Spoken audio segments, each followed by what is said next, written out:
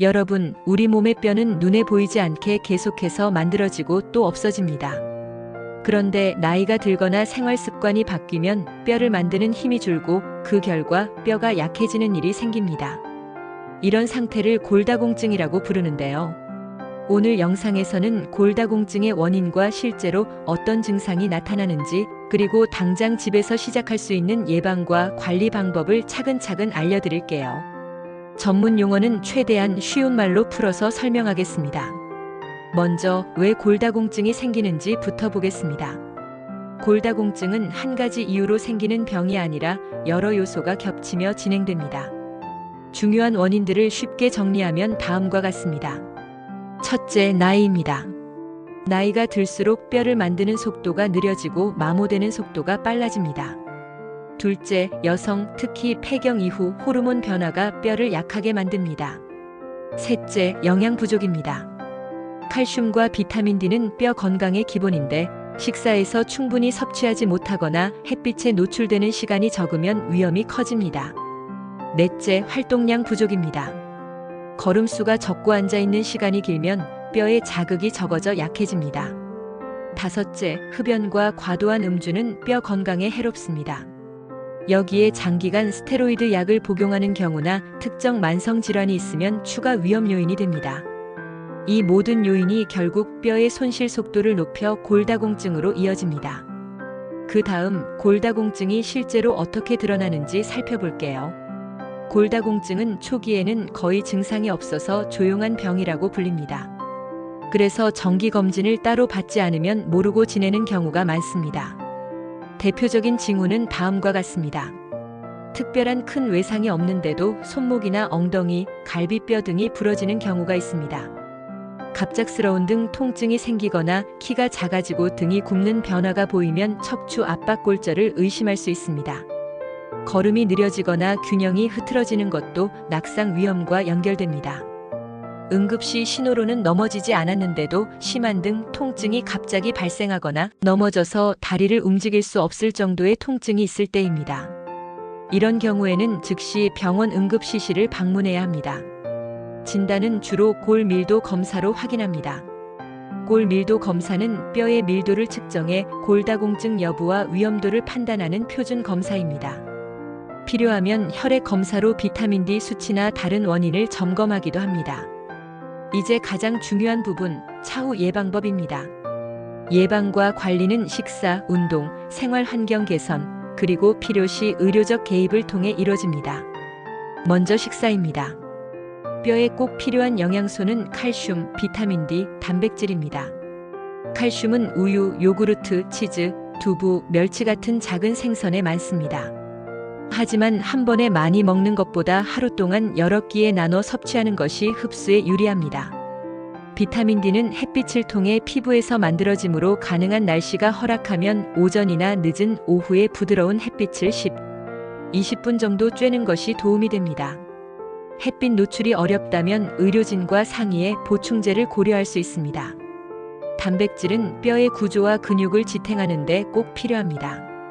생선, 닭고기, 두부, 콩류 등으로 하루 단백질을 꾸준히 챙기세요. 한 가지 주의할 점은 소금과 과다한 카페인 섭취입니다. 짠 음식이 많으면 칼슘 배출이 증가할 수 있으니 염분은 줄이고 커피나 탄산을 과다 섭취하지 않는 것이 좋습니다. 운동은 뼈를 강하게 유지하는 데 핵심적인 역할을 합니다. 여기서는 안전하면서도 효과적인 운동을 추천합니다. 첫째, 체중 부하 활동인 걷기를 매일 20-30분 정도 권장합니다. 실내라도 걷기 매트나 제자리 걸음으로 대체할 수 있습니다.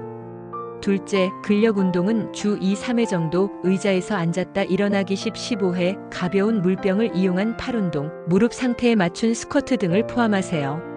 근력은 뼈를 지지하는 근육을 강화해 넘어짐을 줄이고 뼈 자체에도 자극을 줍니다. 셋째, 균형 운동입니다. 한 발로 서기 지지대 옆에서 10-20초. 유지나 뒤꿈치, 발끝 걷기 같은 동작은 낙상 위험을 줄여 골절 예방에 큰 도움을 줍니다. 운동 중 통증이 심하거나 기존 골절이 의심되면 즉시 중단하고 전문가와 상담하세요. 생활 환경 개선은 낙상 위험을 낮추는데 실질적인 효과가 큽니다. 집안에서는 바닥을 깨끗이 하고 전선을 정리하세요. 미끄러운 바닥에는 미끄럼 방지 매트를 깔고 욕실에는 손잡이를 설치하는 것이 안전합니다. 침대와 화장실 사이의 이동 경로를 최소화하고 밤에는 센서 등이나 미리 켜두는 조명으로 넘어짐을 예방하세요. 신발은 미끄럼 방지 바닥에 굽이 낮고 편한 것을 고르되 너무 푹신한 슬리퍼는 피하는 것이 좋습니다. 필요하면 보행 보조기를 사용하되 전문가의 지도를 받으세요. 의료적 관리는 상황에 따라 달라집니다. 골 밀도 검사 결과와 개인 위험 요인을 바탕으로 의사가 치료 방향을 제시합니다. 음식으로 충분히 보충하기 어려운 경우 칼슘과 비타민 D 보충제를 권할 수 있으나 임해 복용은 피하고 반드시 의료진과 상담하세요. 진행이 심하거나 골절 위험이 높은 경우에는 골다공증 약물 치료가 필요할 수 있습니다. 약물마다 장단점이 있으니 복용 전 충분한 상담이 필수입니다. 마지막으로 실전 12주 플랜을 권합니다. 목표는 작은 변화를 습관으로 만드는 것입니다. 1. 2주차에는 식단 점검과 햇빛 노출을 시작하세요. 아침에 칼슘이 포함된 음식 한 가지를 추가하고 매일 10분 이상 햇빛을 쬐는 습관을 만드세요.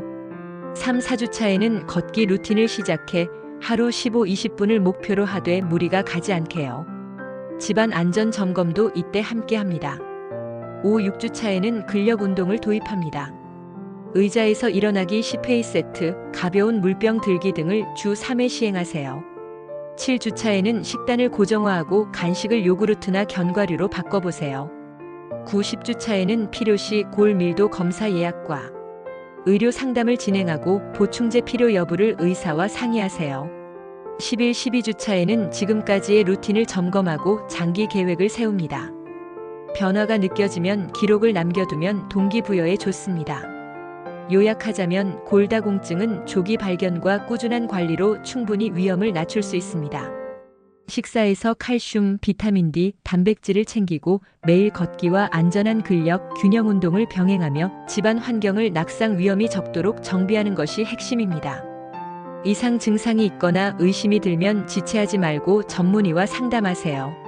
영상이 도움이 됐다면 구독과 좋아요, 실천 후기 댓글 부탁드립니다. 다음 영상에서는 집에서 안전하게 따라할 수 있는 운동 시범과 실제 식단 레시피를 보여드리겠습니다. 오늘 한 가지라도 시작해보세요. 작은 변화가 큰 차이를 만듭니다. 위 내용은 정보 제공 목적이며 개인 상태에 따라 전문의 상담이 필요할 수 있습니다. 의심 증상이나 급한 통증이 있으면 즉시 의료기관을 방문하도록 하세요. 감사합니다.